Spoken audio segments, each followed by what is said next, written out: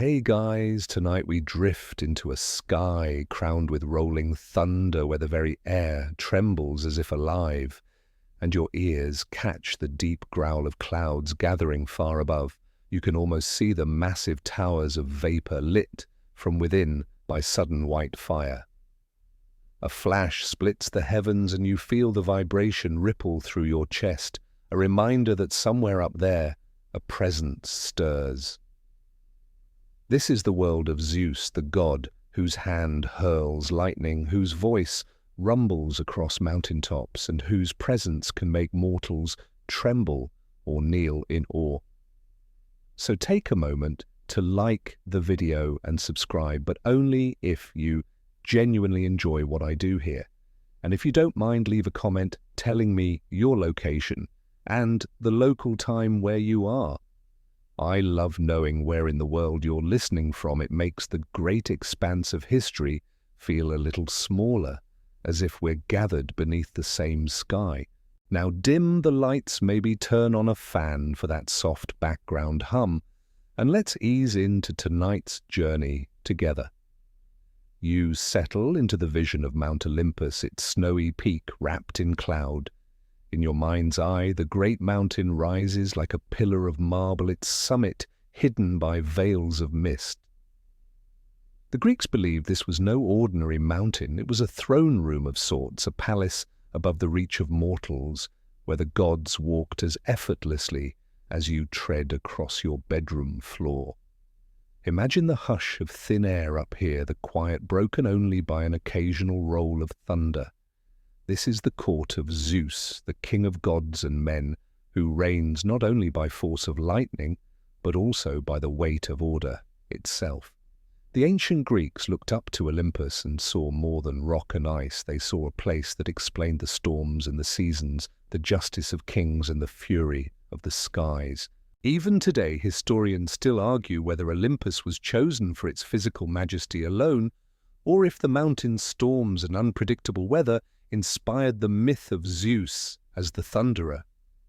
Either way, the idea stuck. The mountain became a cosmic capital. Close your eyes and picture him there. His form is vast, broad-shouldered, draped in a flowing cloak. His hair and beard tumble in curls as dark as storm clouds, but shot through with streaks of white like lightning caught mid-strike. In one hand he holds a scepter, the other clutches the thunderbolt itself, crackling alive, forged as both weapon and warning. When Zeus looks down, the world seems small, like a map he can fold with his fingers. But even as he sits in grandeur, there is a tension in the air. The gods beneath him argue, lovers whisper, and rivalries simmer. The air of Olympus is not just pure and peaceful, it is heavy with politics and passion. You imagine the faint sound of laughter spilling from banquet halls, the clash of words during a divine quarrel, and far off the distant roar of storms summoned to remind mortals of their place. From this throne, Zeus commands, but he also listens. He is not only storm but sky, not only weapon but shelter.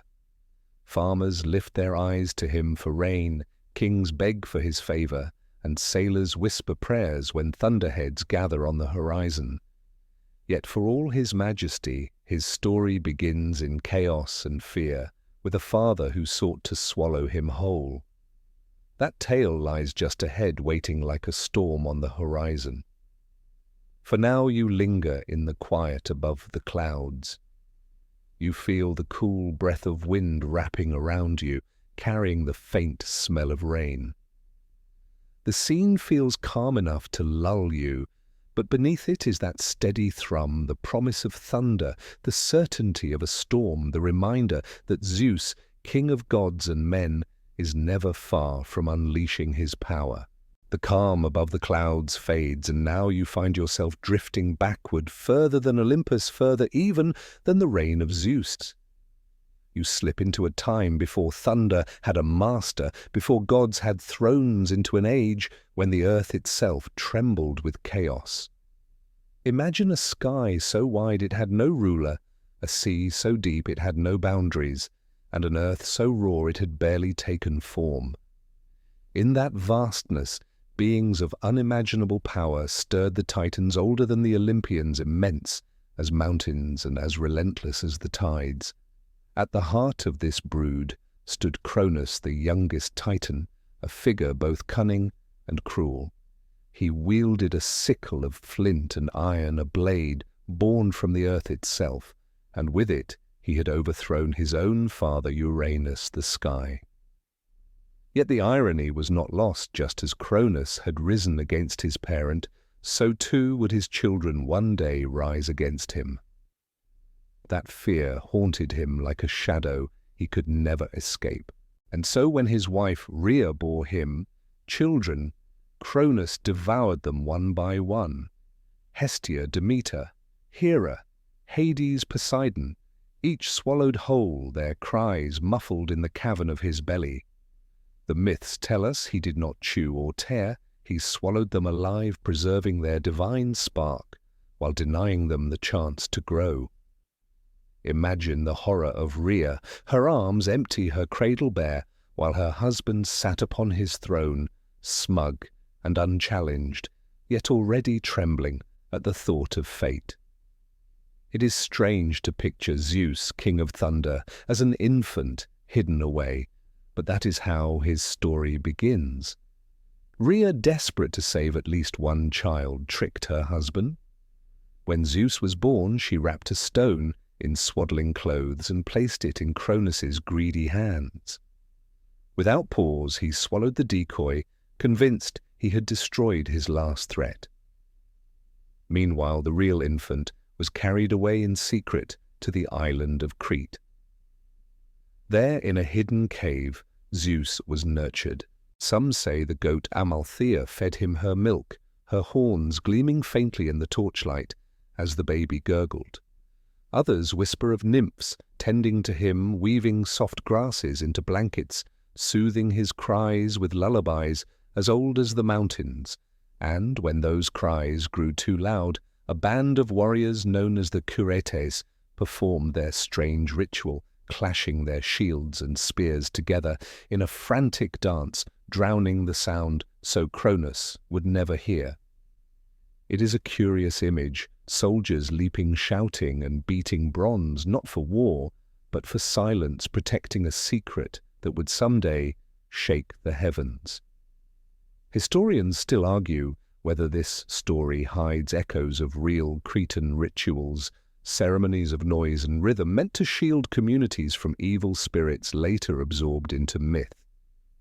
You can almost imagine the sparks flying from bronze in the dark cave, the baby Zeus squirming, while destiny tightened around him like a storm waiting to burst.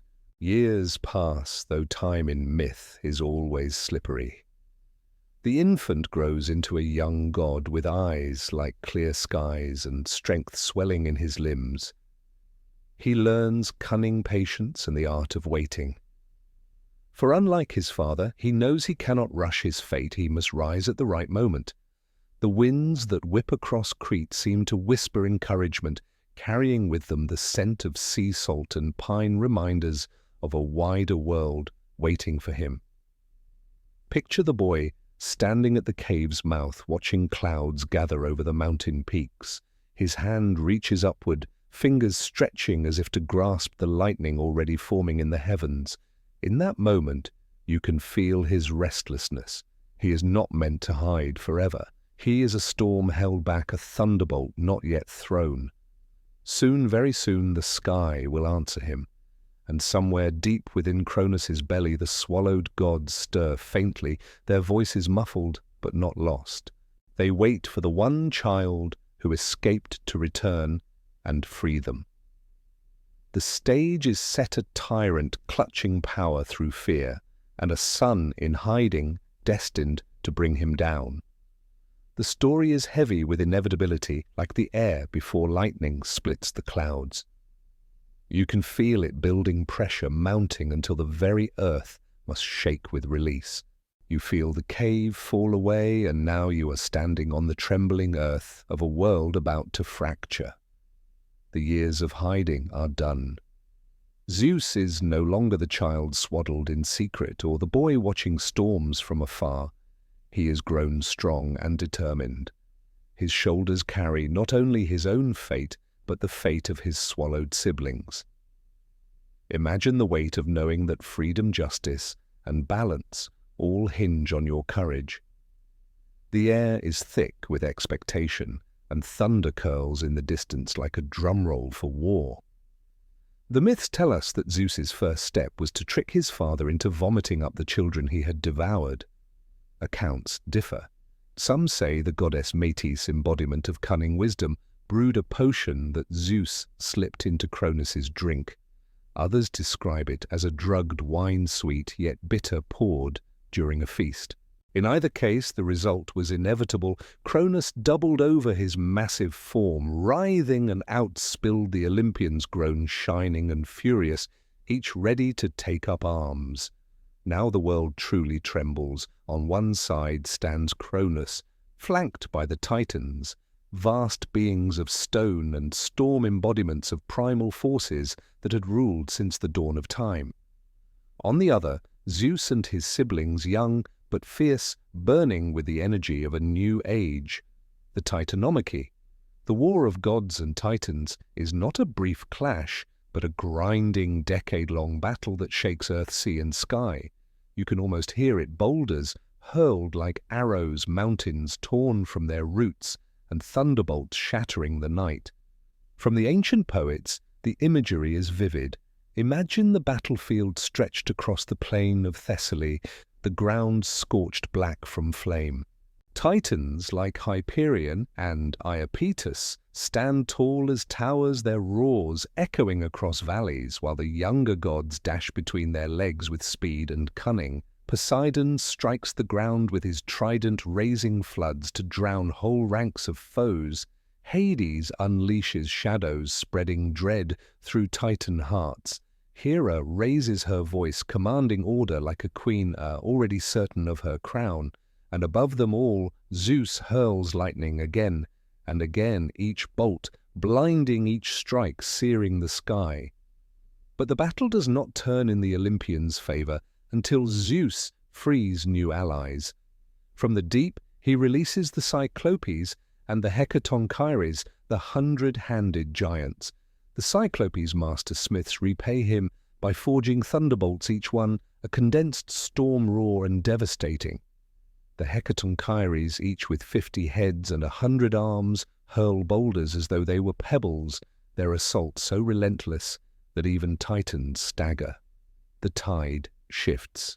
Cronus and his kin, once invincible, are driven back, battered, and finally defeated. What happens next depends on the version of the tale.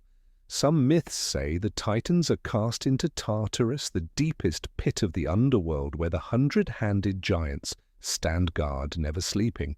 Others suggest a few Titans were spared wise.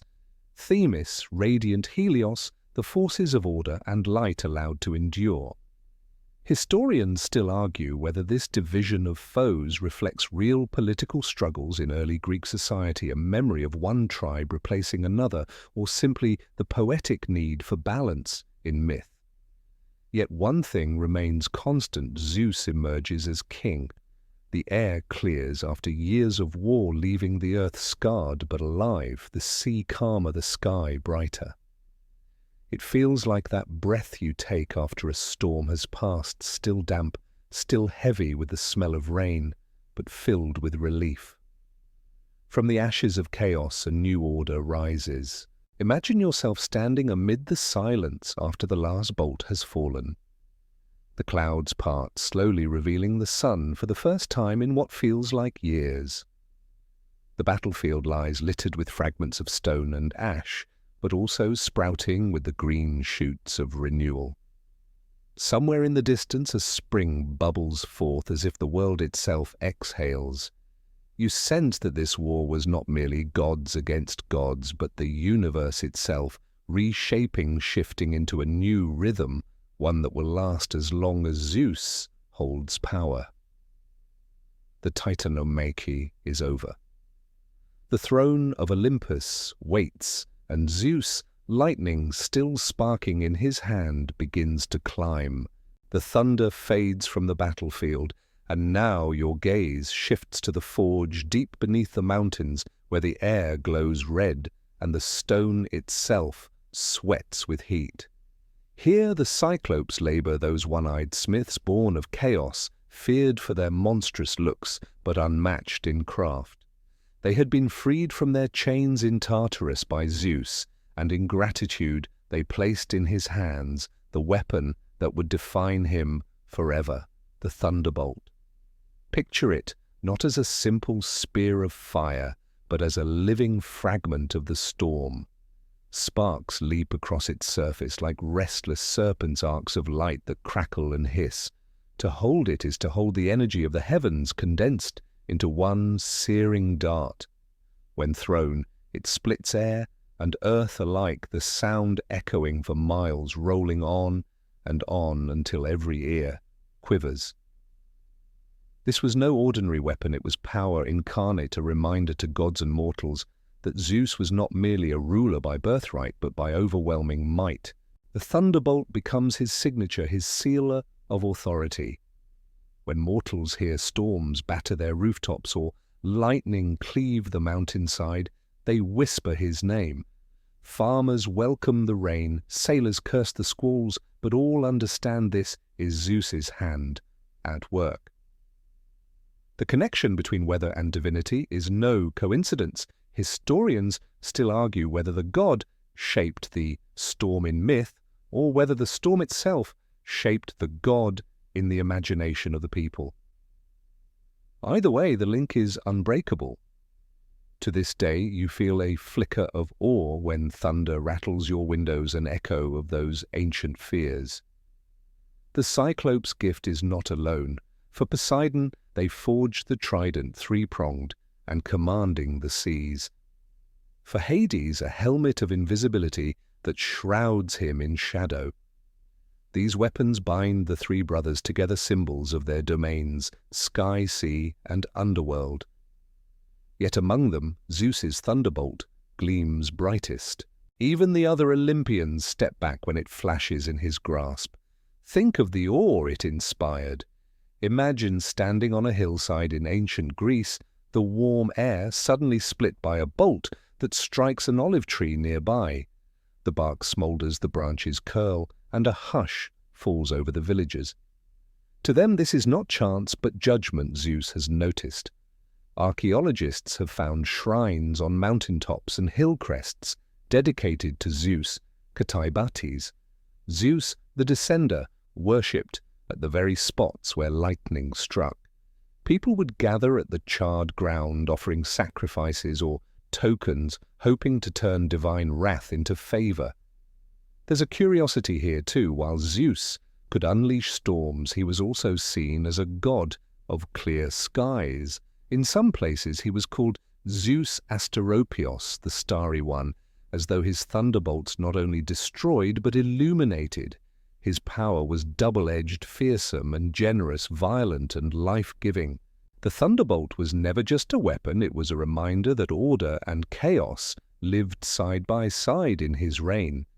In myth, the thunderbolt often acts as Zeus's final word, his exclamation point at the end of a quarrel. When giants rebel, he hurls it without hesitation. When mortals grow arrogant, he strikes to remind them of their limits. Even among gods, the bolt silences debate. There is no appeal beyond lightning, it is verdict and punishment in one. You can almost feel it in your hand now, hot humming alive. The weight is paradoxical, heavy as a mountain, yet quick as a thought. You imagine throwing it, watching the arc streak across the sky, the crack that follows rattling your bones. Then the flash fades, leaving only the smell of ozone and the shiver of awe. And so with the thunderbolt at his side, Zeus rises higher. Olympus becomes more than a mountain, it becomes a throne. His brothers and sisters take their places beside him, forming a court that mirrors the struggles and hopes of humanity below. But at its center always sits the Thunderer, the storm god, the one whose hand can scatter enemies and bless allies alike. The sky feels different now, charged alive, as though it too has chosen a master. and as you breathe in, you feel the faintest tickle of static at your fingertips, a reminder that lightning is never far, and neither is Zeus. The thunderbolt still hums in your thoughts, but now your gaze widens, rising to take in the court that Zeus begins to build upon Olympus. Imagine marble halls shimmering in morning light, pillars carved with spirals of vines, and long tables set with food that never spoils. It is not only a palace, but the beating heart of divine order, where the gods take their seats like stars arranged in constellations. At the center of it all sits Zeus, thunderbolt by his side, a king crowned not only by power, but by responsibility. You sense the balance he must keep. He is not just lord of storms, he is arbiter of justice, a god whose will shapes the rhythm of both heaven and earth. When mortals swore oaths, they invoked his name, calling upon him to punish liars with lightning. Kings claimed their authority from him, ruling as his earthly shadows. Even households kept shrines where bread or oil might be offered, appealing to Zeus as protector of hearth and stranger alike. The Greeks had a word for this sacred hospitality, xenia, the bond between host and guest, and Zeus was its guardian. To mistreat a traveller was not only cruelty, it was sacrilege, and one never knew if the guest might be Zeus in disguise. Think of the double lesson: Zeus was feared as punisher, but revered as keeper of trust. In him, law and storm were one. Historians still argue whether this duality reflects the earliest city-states of Greece, where kings served as both warriors and judges, or whether the poets simply amplified the contradictions of the human heart. Either way, the image is clear. You look up at Olympus and see not chaos, but hierarchy, not disorder, but structure. But order among gods is never simple. Around Zeus gather his siblings and children, each demanding a place in the grand design. Hera, his queen, regal and sharp-eyed, insists upon her dignity as goddess of marriage.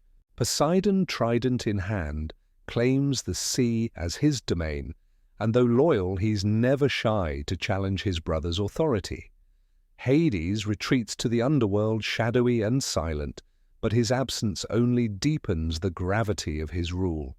Athena, wise and armored, shines as his favorite child, springing from his own head in a tale as strange as it is symbolic.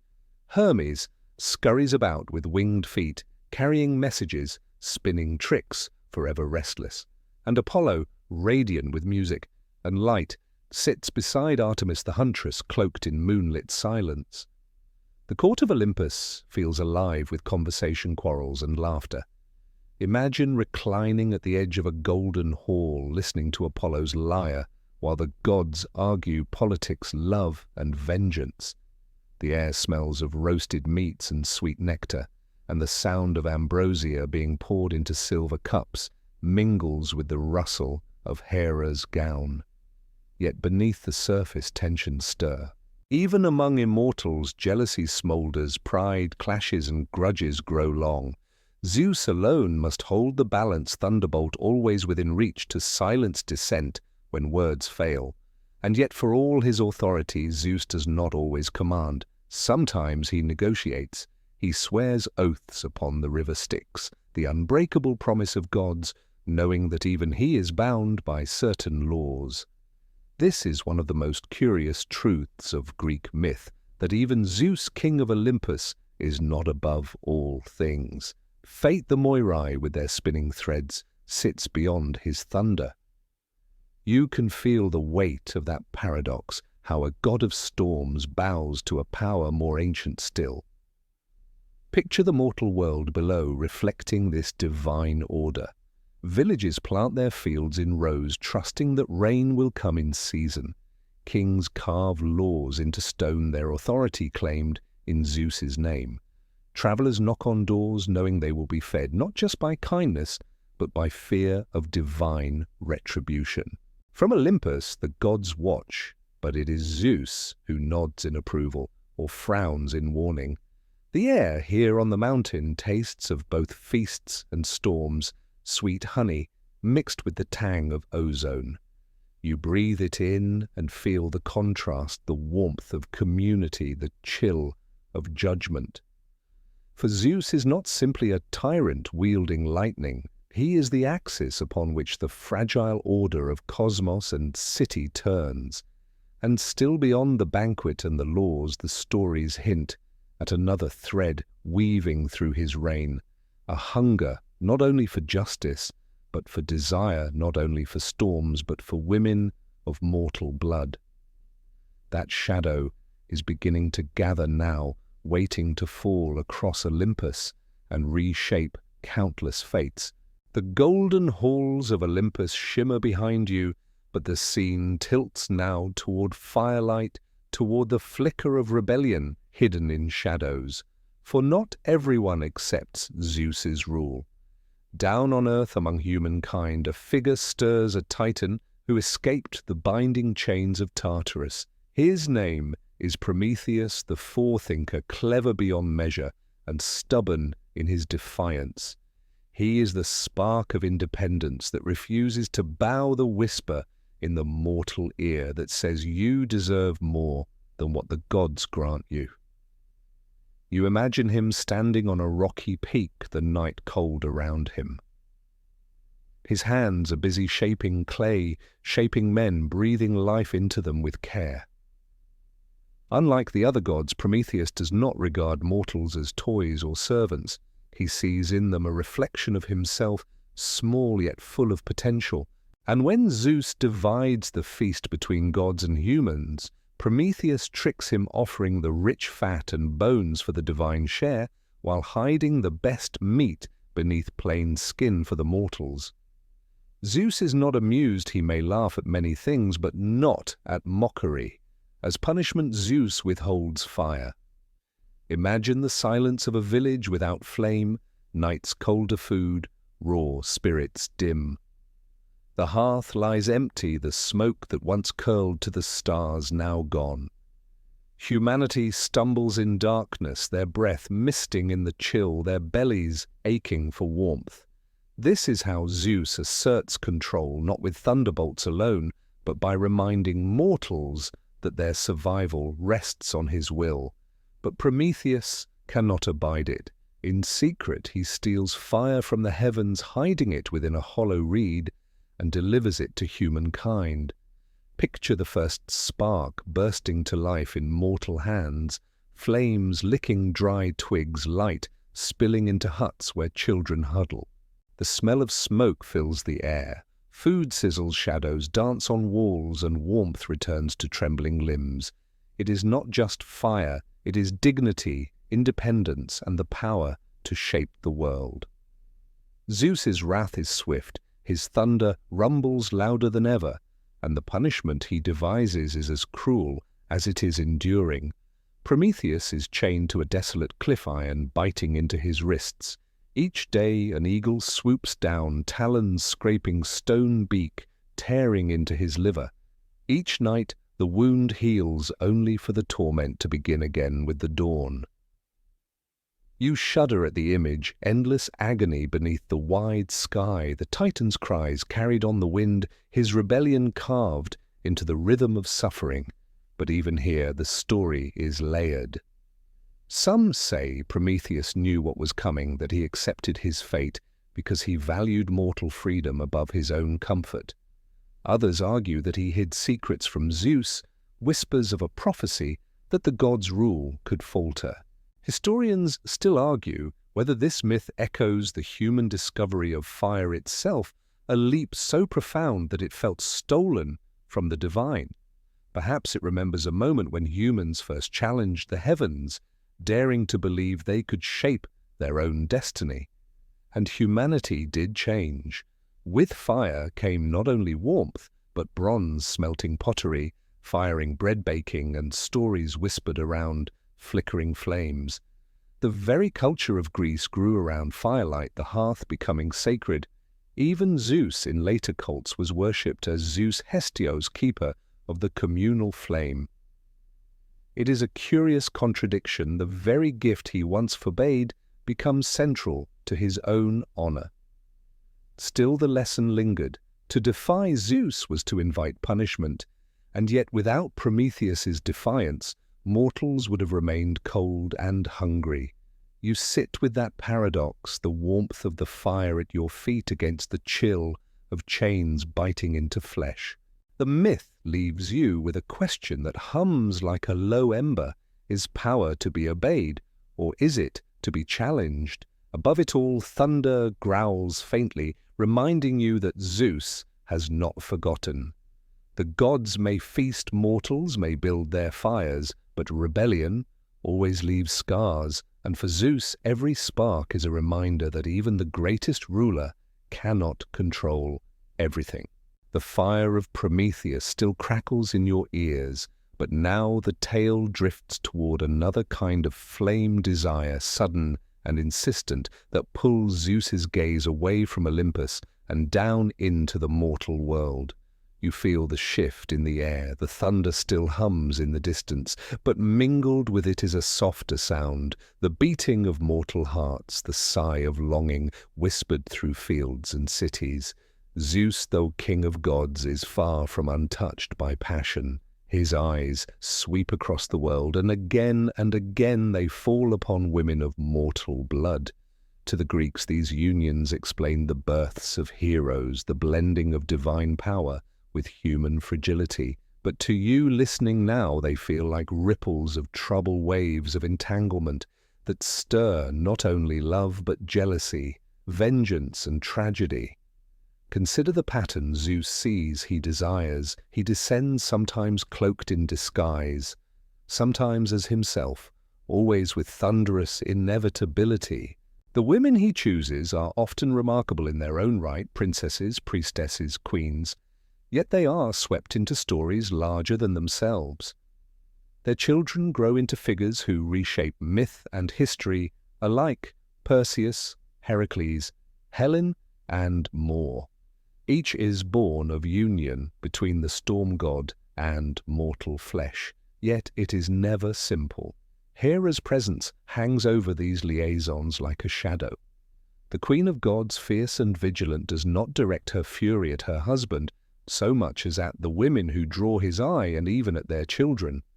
Imagine living under that weight, desired by Zeus, yes, but condemned to endure Hera's wrath, your life and your offspring marked by divine rivalry. The myths remind you that love and power, when mingled with immortals, are rarely gentle companions. Historians still argue how to interpret these tales. Some see them as metaphors for the meeting of tribes where foreign rulers claimed descent from Zeus to legitimize their power. Others read them as cautionary stories, reminders of how desire can upend even the most sacred bonds. And still others suggest they reveal a very human truth, that even the highest authority is never immune to weakness, never free from the pull of longing. Close your eyes and imagine one such moment, a mortal woman walking alone, her footsteps soft in the dust of a courtyard. The cicadas buzz in the heat, the air heavy with the scent of fig trees. Suddenly, the breeze changes. Clouds gather where the sky had been clear. She looks up, startled, as the light dims and the sense of being watched grows stronger, closer, unavoidable. A figure approaches, or perhaps it is a bull or a swan or a shimmering shower of gold. Whatever the shape it is, Zeus bending the boundary between heaven and earth. The stories that follow will take you across seas, through hidden chambers beneath moonlit skies, and into labyrinths of fate. Each tale is strange, curious, and haunting, echoing the truth that to be chosen by Zeus is both blessing and curse. You can feel the tension building already, the thunder rolling closer, the jealous whisper of Hera in the distance, and the uncertain fates of mortal women caught between awe and terror. The trouble with Zeus's desires is not only that they reshape lives, but that they ripple outward into history itself.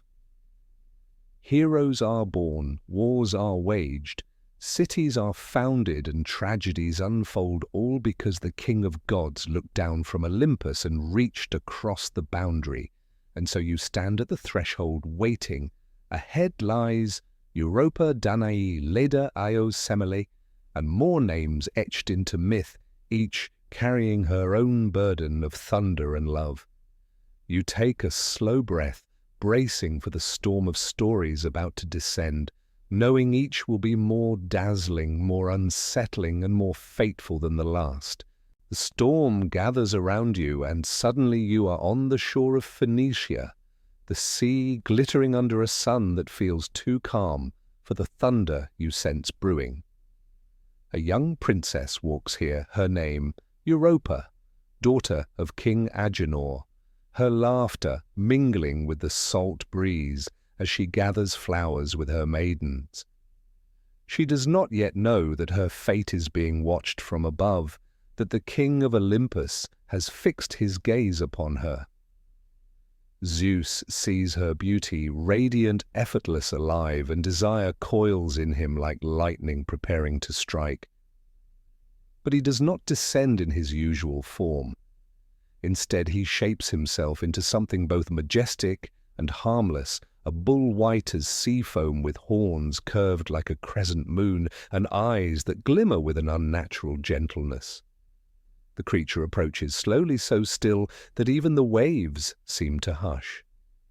Europa hesitates at first, yet there is no menace in the bull's stance. She steps closer, stroking its smooth flank, marveling at its grace. Soon she laughs again, draping her garland of blossoms across its horns. The bull kneels as if inviting her, and she climbs onto its back, smiling, unaware of the trap closing around her. For in that instant, the bull bolts, the maidens cry out, running toward the surf. But the waves already surge and Europa is carried into the sea. The bull swims powerfully foam, spraying high, Europa clinging to his neck, her heart pounding with both fear and wonder. The coastline shrinks behind them, her home vanishing until only the wide horizon remains. Imagine the terror of that ride, the salt stinging your lips, the sun burning overhead, the realization dawning that this is no ordinary bull. Some versions say she begged for mercy, others whisper she was entranced, lulled into strange calm by the god's presence.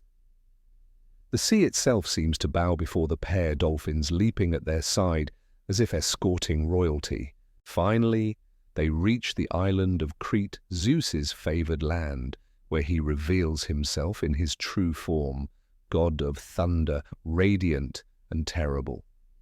What words he speaks to her are lost to time, but what follows is certain. Europa becomes mother to his sons, including Minos, who would one day rule Crete with a labyrinth in his shadow. The myth of Europa echoes far beyond her story.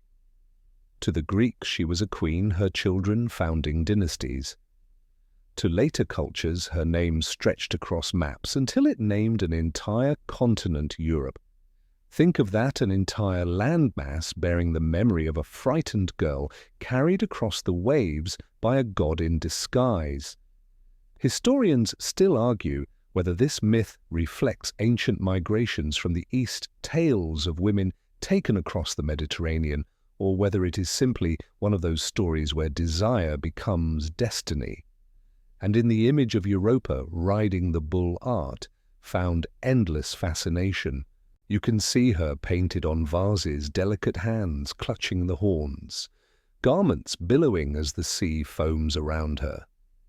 In mosaic she appears serene, as if accepting her fate, while in others her eyes widen in alarm, a maiden swept unwilling into legend. The ambiguity lingers. Was she victim, partner, or something in between? Close your eyes and picture the scene again, this time from Europa's view. The bull's muscles shift beneath you, the sea's spray blinds your eyes, and the shore you knew disappears. You cannot fight, cannot turn back. All you can do is hold on as the world you knew falls away, carrying you into the myth that will echo for centuries. The trouble with Zeus's gaze, you realize, is that it never falls lightly.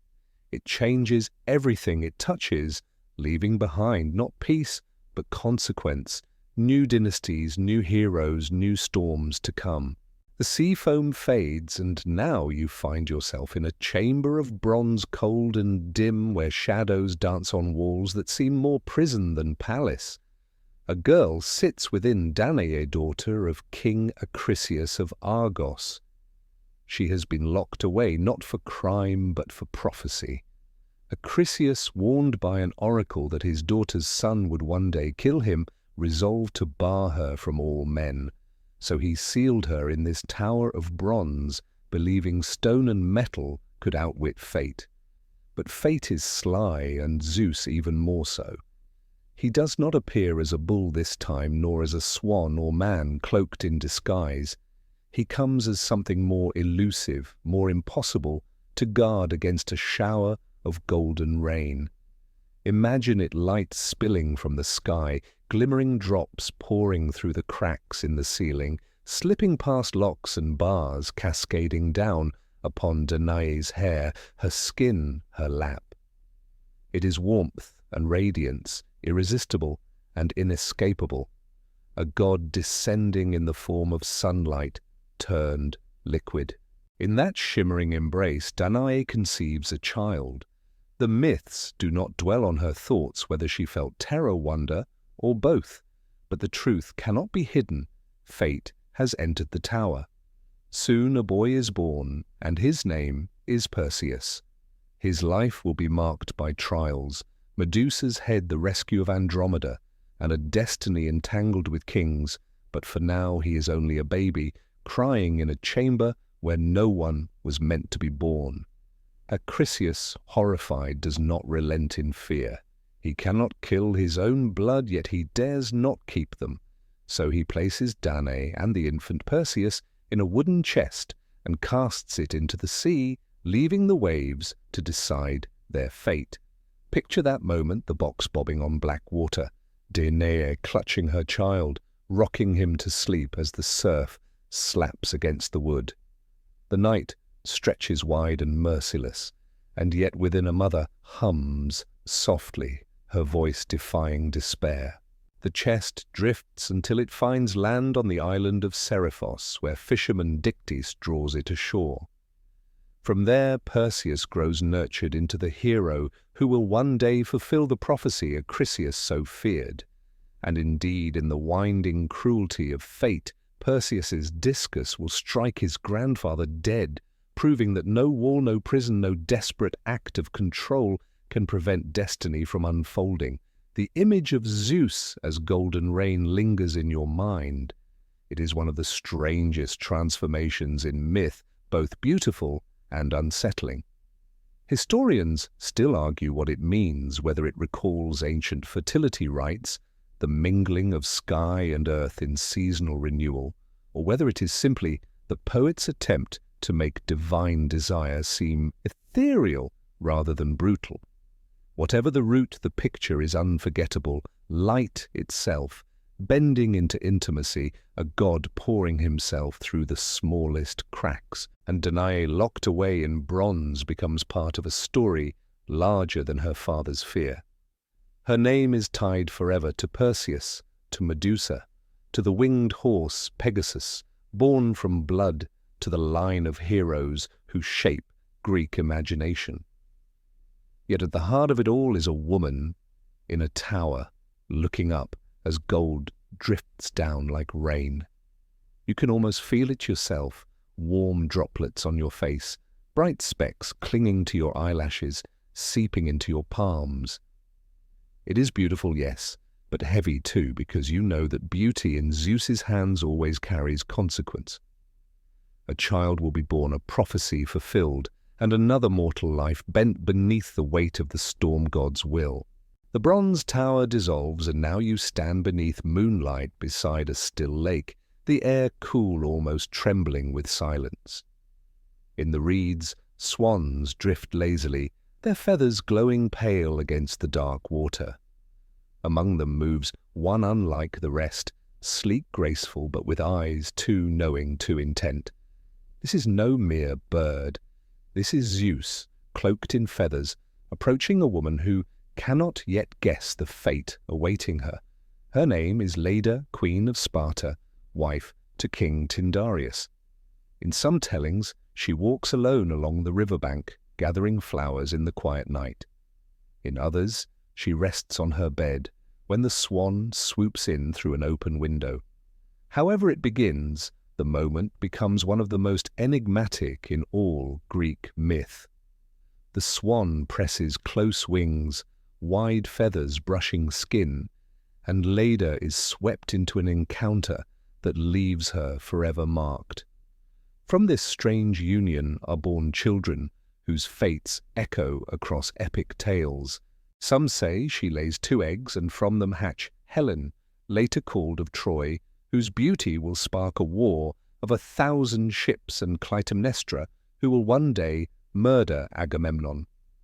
Alongside them are Castor and Pollux, the Dioscuri, twin brothers whose bond becomes legend, one mortal, one divine, yet inseparable even in death. It is an image both tender and troubling, a queen cradling eggs, the future of kingdoms nestled in shells. Historians still argue about the meaning of this myth. Some suggest it reflects old fertility symbols, the egg as a vessel of renewal. Others claim it explains dynastic politics, tying Sparta's royal line directly to Zeus himself. And still others admit that no single interpretation captures the strangeness of a god in the shape of a swan. Artists through the ages returned again and again to this story. In mosaics, Leda bends gracefully beside the bird, her hand outstretched. In Renaissance paintings, the scene becomes sensual, unsettling, full of feathered intimacy. Even now, the tale resists easy understanding. It hovers between dream and nightmare, between blessing and violation. You can almost see the feathers drifting to the ground, white against dark earth, while the queen looks skyward, her face unreadable. For the Greeks, the children of this union became anchors of identity. Helen was the spark of war, Castor and Pollux the guardians of sailors, Clytemnestra the shadow that haunted kings. All born from one night by the river, one strange encounter under moonlight. The ripples spread outward, battles, voyages, betrayals and epics sung for centuries. And at the root of it all, the swan's shadow lingers, half beautiful, half terrible. Close your eyes and imagine it, the cool night air, the reflection of stars trembling on the lake, the rustle of wings approaching. A swan bends its long neck toward you, eyes shining with something too sharp to be animal. The feathers are soft against your arm, but your pulse quickens uneasy. You do not know whether to run to fight or to surrender. The myths never agree, and perhaps that is the point. The truth is veiled like the moon behind drifting clouds, and so from lake and moonlight, from feathers and secrecy, spring figures who will shape the very heart of Greek legend. The thunder of Zeus is absent here, replaced by stillness, but the consequence is no less immense. For in the eggs of Leda lies the spark of Troy, the loyalty of brothers, and the betrayals of a queen, all born of one night when the king of gods moved upon the earth in the guise of a swan. The swan's feathers fade, and now you are moving across a wide meadow where sunlight pours warm upon the earth. The grass sways gently, and among it walks a girl of striking beauty, her name Io. She is a priestess of Hera, devoted to service at the goddess's altar, her days filled with ritual, her voice lifted in prayer. Yet her devotion does not shield her. For Zeus sees her, and once again desire coils within him like a storm preparing to break. He approaches her in secrecy, cloaking the world in mist. Imagine the moment when the clear day suddenly dims, when fog rolls across the field and silence swallows the cicadas. Io feels a presence pressing close, invisible yet inescapable. She flees, but the fog follows, and within its folds, Zeus finds her. The details blur in myth, as they so often do, but when the mist clears, Io's life is no longer her own. Hera, ever watchful, suspects. She descends in anger, eyes sharp as a hawk's. Zeus, desperate to conceal his act, transforms Io into a white heifer, her body gleaming like polished ivory, her eyes still wide with human fear. Imagine her terror. 4 legs unsteady, a voice stolen, trapped in the body of a beast. Hera, unconvinced, demands the heifer as a gift, and Zeus cannot refuse. The queen ties Io's fate to her jealousy, placing the creature under the watch of Argus Panoptes, the 100-eyed giant. Night falls, but Argus never fully sleeps. Some eyes close, while others open a tireless vigilance that binds Io's every step. You can almost feel his gaze, unrelenting, suffocating like a net of sight draped across the meadow. Zeus, moved at last to pity, sends Hermes to free her. The messenger plays his flute, weaving drowsy music through the air, until Argus's eyes droop one by one, all but a few blinking sluggishly. Then, with a flash of blade, Hermes slays the giant. Hera, mourning her servant, sets his eyes upon the tail of her sacred bird, the peacock, their 100 jewels glittering still. But Io's suffering is not over. Hera sends a gadfly, a tiny tormentor, to sting her endlessly. She flees across the world, her hooves pounding rivers and mountains, her cries echoing though no human ear can hear her words. She crosses lands and seas, through Thrace, across the Bosporus, even into Egypt, her journey so vast that ancient geographers traced her path upon the map, naming straits and places after her wanderings. Imagine her exhaustion, her ribs heaving, her eyes rolling in panic, the sting never ceasing. It is here that myth entwines with history. In Egypt, Io is said to resume her human form, her suffering at last ended. There she bears Epiphus, a son of Zeus, who becomes king of the Nile Valley, tying Greek legend to Egyptian memory. Historians still argue whether this myth reflects contact between the two cultures, a way for the Greeks to explain foreign dynasties through the thread of their own stories. The tale lingers like a bridge of smoke between nations, between myth and memory. Picture Io at the end of her ordeal, the gadfly finally gone, the air quiet for the first time in years. She kneels by the riverbank, hands trembling as she touches her reflection, no longer a heifer, but herself again, weary, scarred, yet alive. You can almost hear her breath, ragged but free. The river laps softly at her ankles, washing away the dust of her endless wandering. And yet, though her torment ends, her name remains forever bound to Zeus's desire and Hera's vengeance. Her story carries the weight of longing and jealousy, of power and helplessness, of a woman turned into legend against her will. The meadow is quiet now, but if you close your eyes, you can still hear the buzzing of the gadfly, a sound that echoes not only in myth, but in the unease it leaves behind. The buzzing of the gadfly fades, and now you find yourself in the dim glow of torches flickering against stone walls. A woman sits quietly, her name, Semele, princess of Thebes, beloved of Zeus. Around her the palace hums with whispers, for everyone knows that she has caught the god's eye. To be chosen by Zeus is both a crown and a curse, and Semele carries it like a secret fire, uncertain if it will burn or bless her. Zeus comes to her, often cloaked in human form, his thunderbolt hidden, his majesty softened. In these moments he is gentle, attentive, his presence filling her chamber like warmth on a winter night. She believes him, trusts him, and in time she carries his child. But Hera is never far. Jealous cunning, she plots not by force, but by whisper.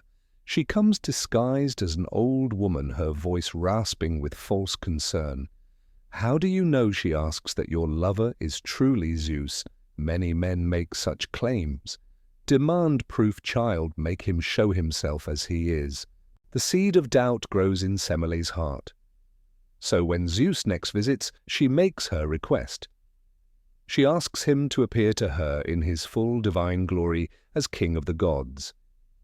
He hesitates, for he knows what mortal eyes cannot endure. Yet bound by oath, he cannot refuse. Imagine the silence in the chamber as he sighs, as lightning gathers around him as the air grows sharp with ozone. Then, in a blaze of thunder and fire, Zeus reveals himself not cloaked, not disguised, but in truth. Semele has only a moment to see, a moment to marvel before the sight consumes her. Flames erupt, the room shatters with light, and she is gone, her mortal body unable to contain the vision of godhood. You can almost feel the heat, fierce and sudden, the way the walls quake as if the heavens themselves cracked open inside them. When the fire fades, nothing remains but ash, silence, and a faint cry that cuts through the smoke. For within Semele's womb, the child survives. Zeus, stricken with grief and guilt, acts swiftly. He gathers the unborn infant, sews him into his own thigh, and carries him until the time of birth. This child will be Dionysus, god of wine ecstasy and transformation, forever marked as the twice-born, once from his mother's womb and once from his father's flesh. His very existence is a strange miracle, a spark of joy born from tragedy. The story of Semele lingers with unease. Historians still argue whether her death symbolizes the dangerous gap between mortal and divine, or whether it reflects old occult practices where flames and visions played central roles. Whatever its roots, the myth insists on one truth: the divine, when fully unveiled, is too powerful for human eyes. Zeus the Thunderer is not merely a man in disguise, he is storm itself, and to behold him is to be undone.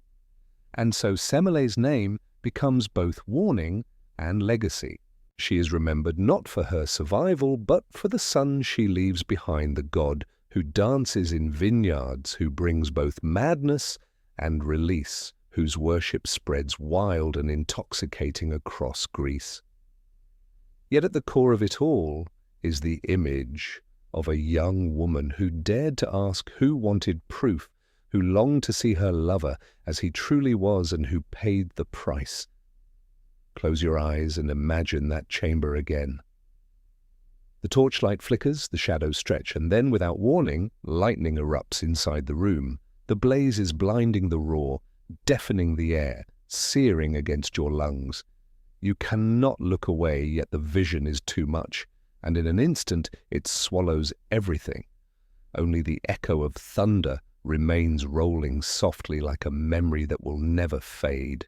You follow the muted roll of thunder down from Olympus to a dusty road where a big-shouldered figure moves with the slow steadiness of a plough horse. His club rests against one sun-browned shoulder. A lion's pelt hangs from the other rough mane, brushing his ear like a reminder of everything he has already survived. You know his name, the way you know the shape of a familiar constellation. Heracles, the glory of Hera, a title that sounds almost like a joke, given how tirelessly the queen hounds him. Yet you feel the pull of him, how the air seems to quiet when he passes, how people in doorways go still, hope pooling behind their eyes, as if strength itself were a kind of rain. He is Zeus's son, born of a mortal woman, Alcmene, and stamped with divinity like a seal in wax. That mixture of storm and flesh lives in him, sudden rages and equally sudden tenderness, feats of impossible power, and a dogged humility that tastes of road dust and plain bread. The story the Greeks told and told again is that Hera struck him with madness. In that fog of fury, he destroyed what he loved most. When the haze cleared, guilt pressed him to the earth like a boulder. To atone, he took on impossible tasks, labors as heavy as grief itself, because sometimes the only way forward is through work, through sweat, through days that end with your palms raw, and your back aching and your heart a little quieter. The first labor is a pelt that will never tear the Nemean lion. Picture the cave's breath damp and animal sour, and the hero's hands closing not around a sword, but the beast's throat muscles bunching air straining. When it is done, he lifts the hide and shrugs it over his shoulders, a second skin for a man who feels he no longer belongs in his first. The second labor, the Lernaean Hydra, smells of swamp and rot, one head cut off, two more growing a serpent's arithmetic that only fire can solve. He sears the necks closed with a flaming brand, smoke stinging his eyes, the hiss like rain on a brazier. You rub at your own eyelids, just imagining it the sharp salt of sweat and ash. Labors multiply the golden-horned Ceryneian hind fleet as moonlight through pines. The Erymanthian boar, a mountain of bristles and tusk, snorting steam in the snow. The stalls of Augeas rivers, rerouted by sheer stubbornness to sweep away years of filth in a single afternoon. You can almost hear the water roar, smell the sudden clean after the muck is gone, that crisp relief when a room is opened and aired at last. In another labor, he snares the man-eating mares of Diomedes, their hooves clattering like hailstones, and then he crosses sun-baked plains to wrestle Amazons for a girdle bright as a small sunrise. You feel how each task becomes a rhythm, arrive, study, try, fail, try again, adjust, endure, endure, endure. That is the beat of atonement, not one grand gesture, but 1,000 decisions you make with your feet and shoulders and lungs.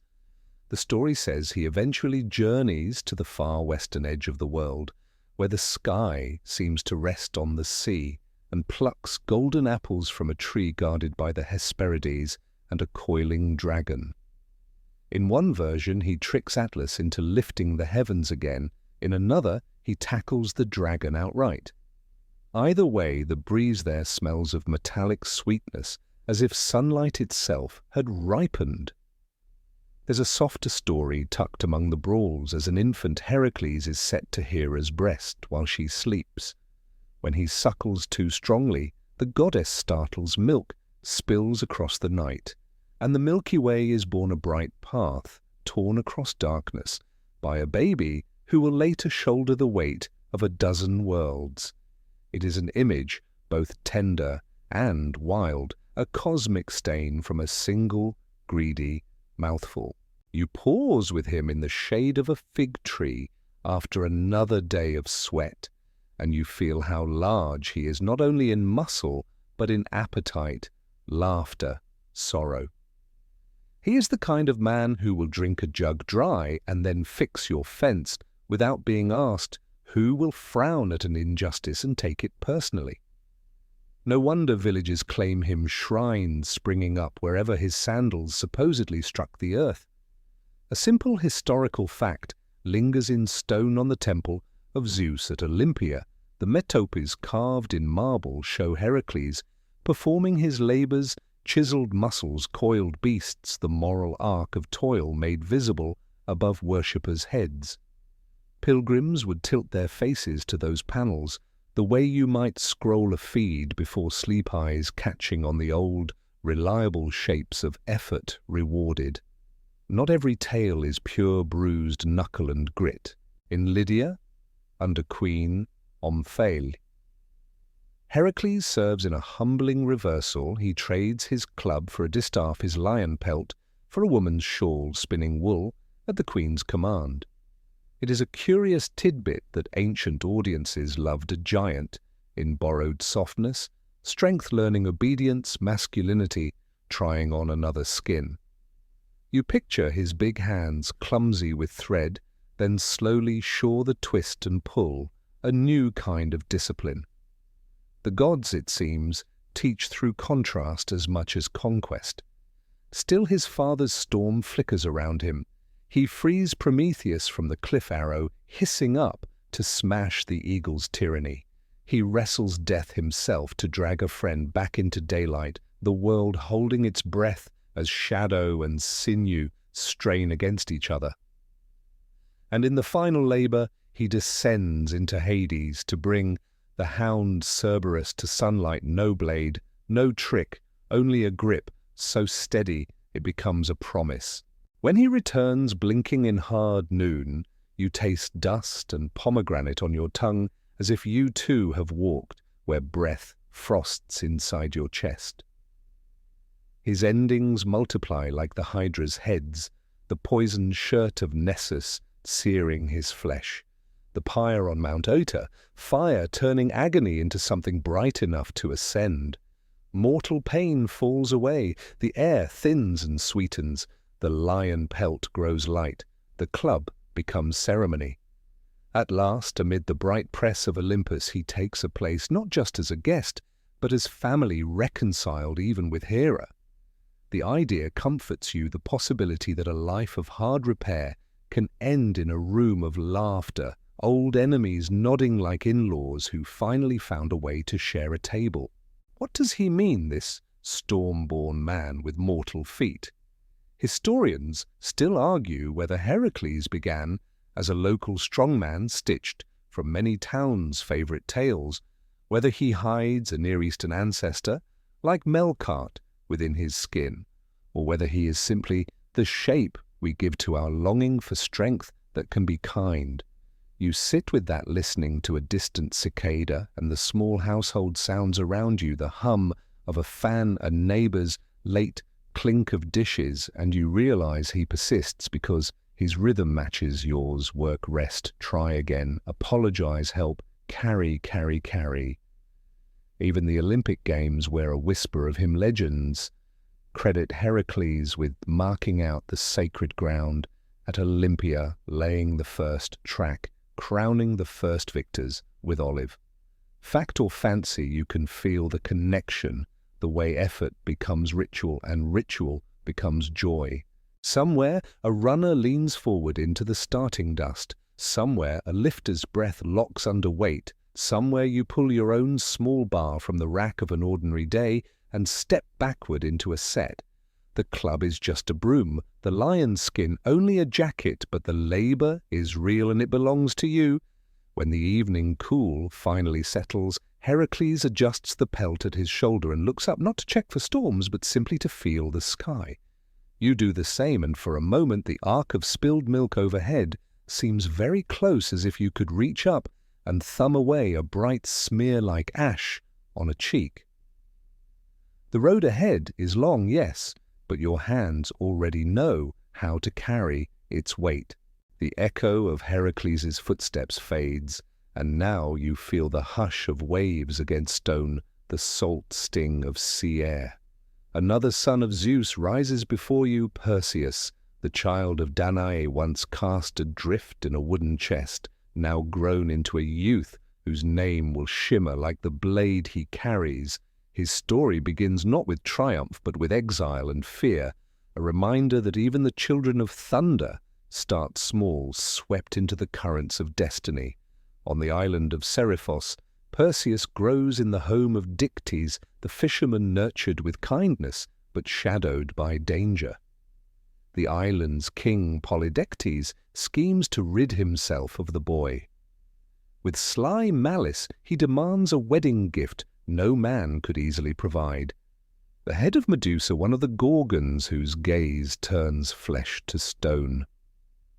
Imagine that weight being asked to fetch what no one survives your life, dangled like bait in a trap.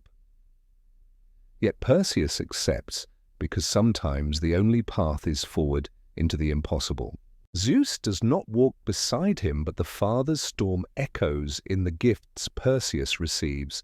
Hermes appears offering winged sandals that lift him from the earth with the swiftness of wind. Athena lends a polished shield, its surface gleaming like a calm lake, not for battle, but for reflection. Hades' helm of darkness conceals him from sight, and Hephaestus provides a curved sword sharp enough to shear stone.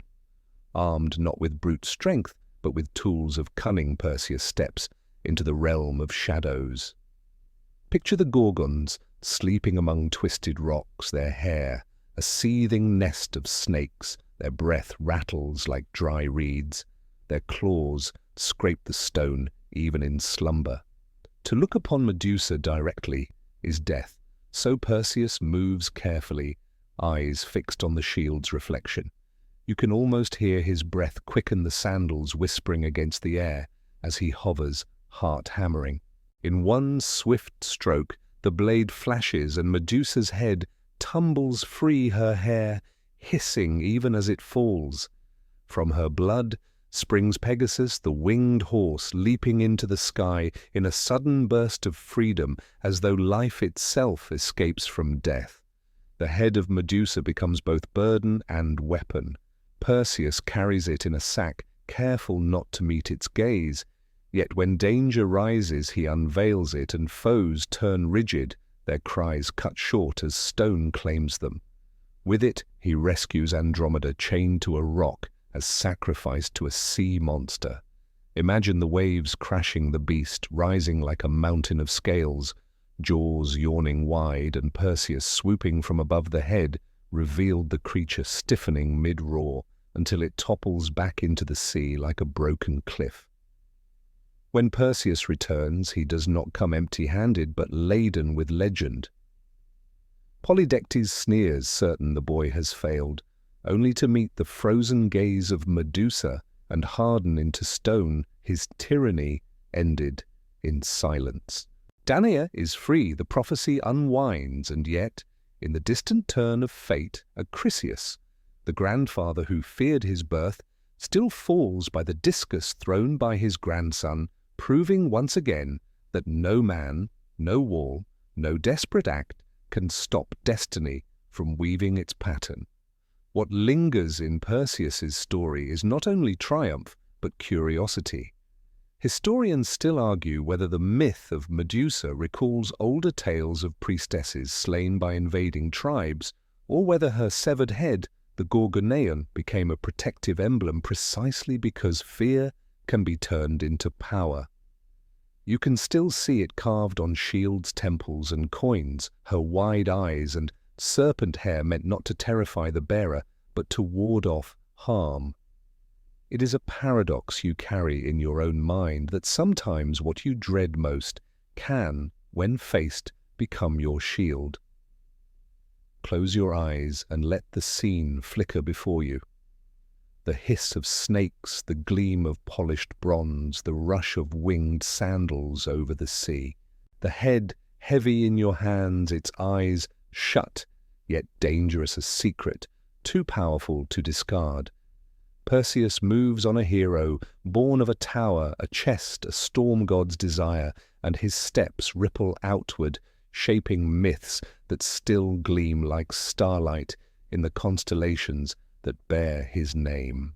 The gleam of Perseus's shield fades, and now the air thickens with something heavier, jealousy sharp as iron and just as enduring. Hera steps forward, queen of Olympus, wife of Zeus, and for centuries of storytelling his most unyielding critic. You sense her presence like a storm cloud that does not roar, but broods, spreading shadows over every tale of her husband's wandering desires. Her face is regal, her voice clear as temple bells, yet her eyes burn with hurt that transforms into vengeance. Hera's place on Olympus is secure goddess of marriage, of bonds meant to endure, of vows sworn beneath sacred fire. Yet Zeus, her husband, scatters his affections across earth and heaven alike. Each new affair, each child born of mortal or goddess, is another wound, another insult. Hera cannot strike Zeus directly. Thunder and lightning protect him, and even she, queen though she is, knows the limits of her reach.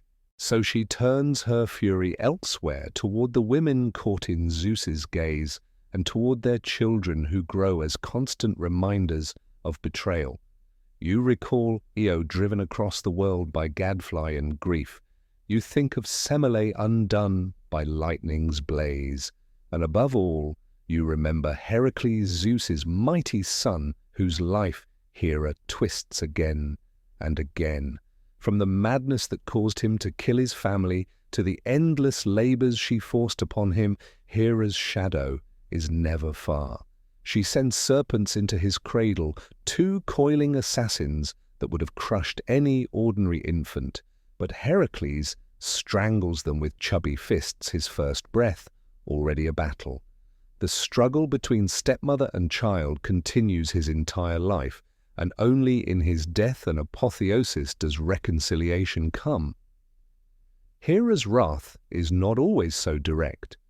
Sometimes it is subtle, weaving through whispers and manipulations.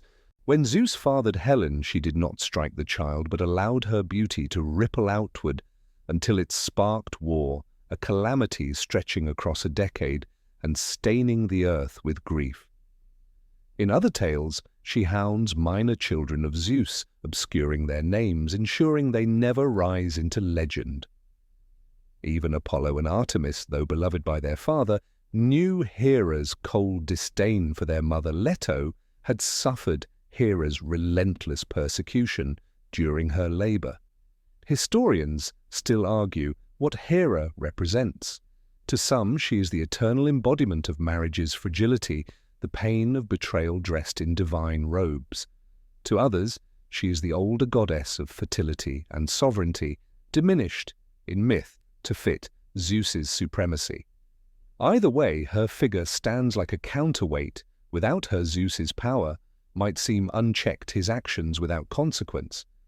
But Hera ensures every affair leaves scars that the storm always brings aftermath. The Greeks did not always see Hera as villain. In Argos, she was worshipped above even Zeus, her temple standing vast and radiant. Pilgrims carried offerings weaving crowns of lilies and roses for her statues, and her cult celebrated not vengeance, but renewal, the cycle of fertility and order. Imagine walking through such a sanctuary, garlands swaying in summer air, the scent of honey cakes rising toward the goddess, her anger forgotten, her majesty restored. Yet in myth, the storytellers returned again and again to her jealousy.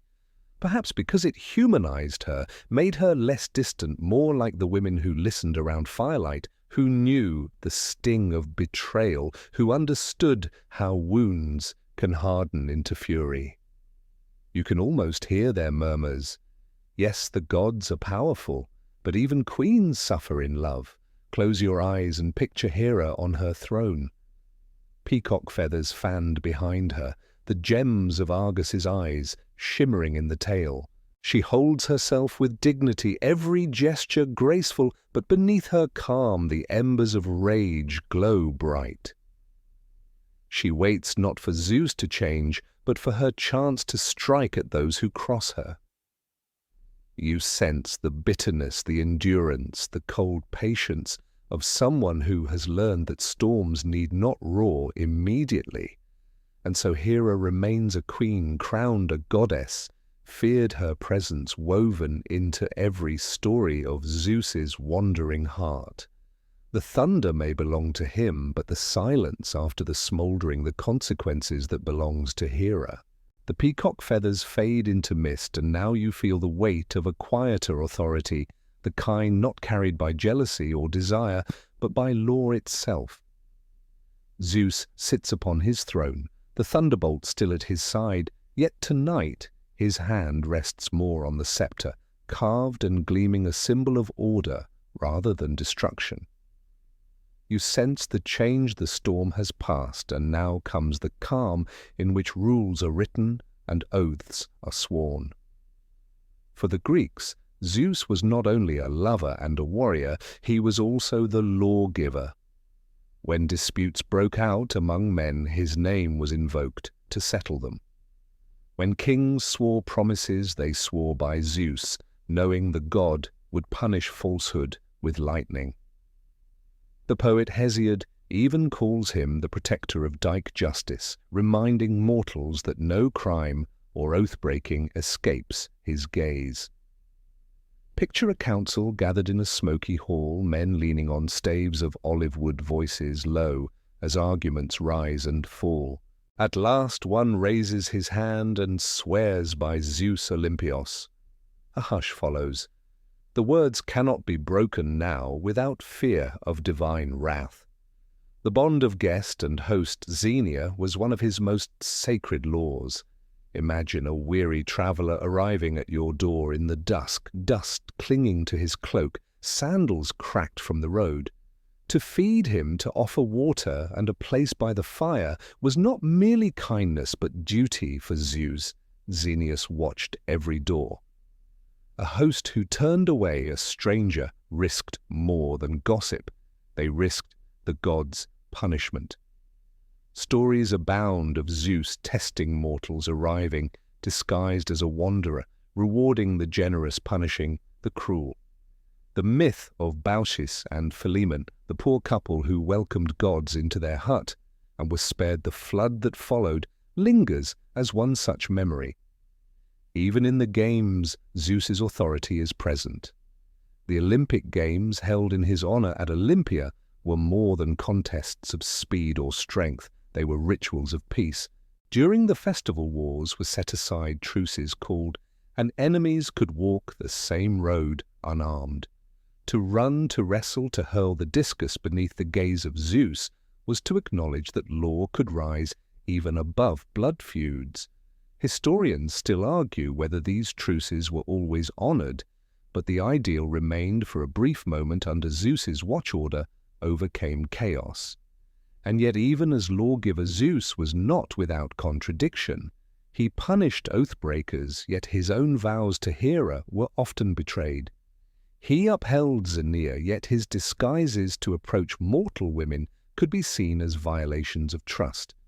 Here lies the paradox that fascinated the Greeks, that justice itself is never perfect even in the hands of a god. Perhaps this is why Zeus was both feared and revered, because he embodied not the flawless but the flawed authority of kingship itself. Still in his role as guardian of law, he remained indispensable. In some sanctuaries, statues of Zeus Horkios, Zeus of oaths, stood with thunderbolt poised, a warning carved in stone. In others, offerings were left for Zeus Agoraios, protector of the marketplace, where fairness in trade was sacred. Imagine the smell of olives and honey, the calls of merchants, the clink of coins, all watched over by the unseen eye of the Thunderer. Even in the bustle of daily life, his presence was near. You picture him now in solemn grandeur, seated upon Olympus, not in passion but in judgment. His eyes weigh truth and falsehood, his hand hovers over the thunderbolt, not to hurl, but to remind. The very air feels ordered, steady, as though the universe itself aligns with his gaze. For in this moment, Zeus is not the storm or the seducer, but the axis, the balance upon which heaven and earth both turn.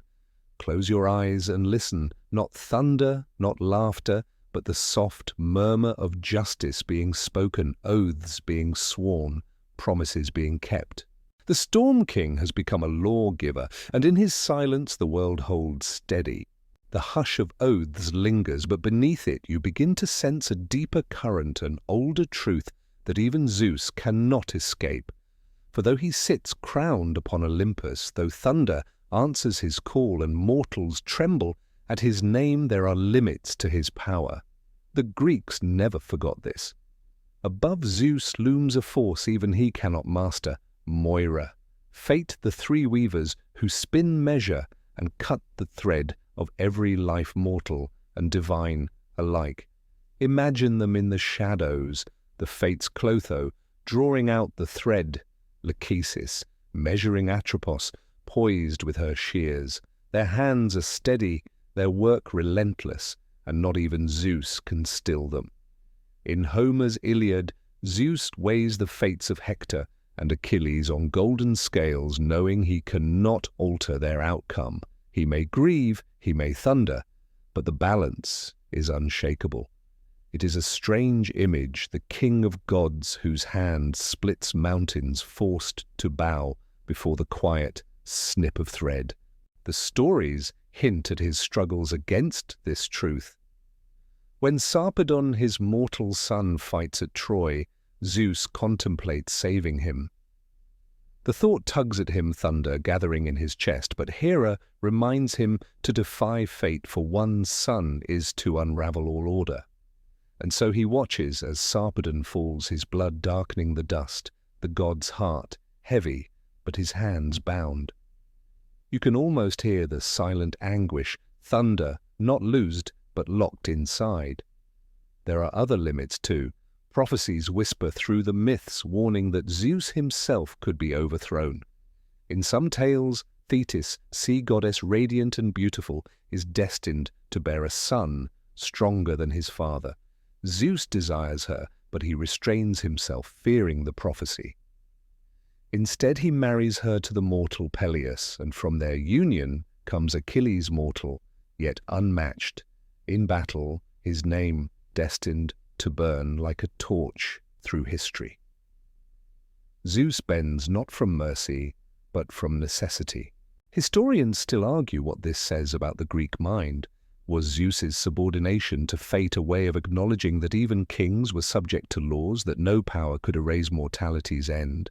Or was it simply a poet's reminder that chaos always lurks, that even the strongest order cracks whatever the reason? The myths carry the tension clearly. Zeus is mighty but not absolute. The sky is vast, but it is not infinite. You feel it most in the quiet moments, when he sits upon Olympus, not in triumph, but in thought, gazing down at the world he governs yet cannot fully control. Perhaps he hears the weaver's shears, faintly the snip that no thunderbolt can drown out. Perhaps he feels the tug of inevitability in his chest like a storm cloud that cannot be dispersed. And yet there is something strangely comforting in this limit. If even Zeus must bow to fate, then the order of the world feels steadier. The storm is not random. It belongs to a pattern larger than the god who hurls it. The Greeks lived with this paradox, that their king of gods was both master and servant, powerful yet bound. And in that paradox they found meaning because it mirrored their own lives, where kings and farmers alike could not escape the threads of destiny. Close your eyes now. Picture the loom, the faint scrape of spindle, the golden threads unrolling. You feel one between your fingers, smooth, taut, fragile. It stretches outward into the darkness where Atropos waits with her shears. Somewhere above, thunder rumbles faintly, but it cannot change the sound of thread being cut. Zeus himself listens silent, aware that even storm must bow to silence in the end. The loom fades and you find yourself once more upon Olympus, where the air is thinner, softer, as if the storm itself has grown weary. Zeus still sits at the center, thunderbolt in hand, yet it no longer blazes as it once did. Instead, it flickers gently, a glow rather than a strike like embers, at the bottom of a hearth fire. Around him the gods speak in quieter voices. The years of war, of passion, of jealous fury have settled into a rhythm uneasy but enduring. You look back at what has passed, the birth of Zeus amid fear and secrecy, the Titanomachy shaking earth and sky, the Cyclopes forging the thunderbolt, the order of Olympus established. Then came Prometheus's rebellion, the fire stolen the chains on a lonely cliff. And after the mortal women, Europa swept across the sea on a bull's back, Danaë touched by golden rain in her tower, Leda under moonlight's swan, Io stung across continents, Semele consumed by vision. From each union came children heroes, Heracles carrying his labours like penance, Perseus, slayer of Medusa, rescuer of Andromeda. Through it all, Hera's jealousy smouldered, Zeus's justice reigned, and fate's quiet hand reminded even thunder of its limits. Now the question lingers, what is Zeus's legacy? To some he is king eternal, the lawgiver, the protector of oaths and guests whose authority steadied the fragile order of Greek life. To others, he is flawed, driven by desire, ruled by jealousy, bound by fate. Historians still argue whether Zeus was a patchwork of older storm gods fused into one figure, or whether he grew naturally from the Greek imagination of power itself. Whatever the truth, the myths endure as alive now as when they were first whispered beneath olive trees and painted upon the sides of vases. You can almost hear those whispers now drifting like wind through the halls of Olympus. Zeus is not simply thunder or sky. He is contradiction, the storm that destroys, and the rain that nourishes, the king who commands yet bows to fate, the lover whose passions birth both heroes and tragedy. His story is not neat, it never was, but perhaps that is why it lingers, because it feels like life itself, tangled, radiant, flawed, and unstoppable. The thunderbolt flickers one last time, its glow soft as candlelight. The air settles warm and calm, the storm dispersing into memory. You breathe in deeply, tasting not ozone but the sweetness of stillness, as if the world has exhaled after holding its breath too long. And so the tale of Zeus draws to a close, not with thunder, but with quiet, with the calm after lightning has passed. The sky above is vast, and open stars gleaming where once the storm clouds gathered. The king of gods fades into myth, his thunder distant, leaving you here in the hush of night. The journey softens now, the pace slowing like a river, easing into its wide, calm delta. You are no longer climbing Olympus, no longer chasing lightning across the sky, or wandering in the footsteps of heroes. Instead, you are lying back listening as the echoes fade. The thunder has passed, and in its place comes only still air, cool and gentle, like a blanket drawn over you. Close your eyes and let the weight of the stories settle lightly on your chest. They are not heavy now, not filled with clashing swords or jealous cries. They are simply whispers, drifting past like leaves on a slow current.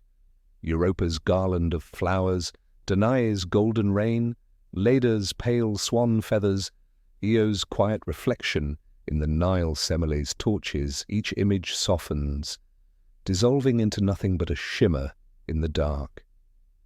You breathe slower, deeper, the rise and fall steady, unhurried. The gods grow distant, their voices fading, their quarrels no longer tugging at your ear. You are left with stillness, with the simple rhythm of your own breath, the quiet hum in the room, the faint comfort of knowing that storms, no matter how fierce, always give way to calm. The night sky spreads wide above you, now vast but gentle, stars glimmering like scattered pearls. They do not dazzle or demand, they simply glow patient and constant. You feel small beneath them but safe, carried in the same rhythm that carried kings, heroes, and gods before you. Let your thoughts drift as lightly as those stars far apart, each one soft and slow. The storm has ended, the tale is told, and now there is only rest. Sleep comes easily here in the calm after thunder. Sweet dreams,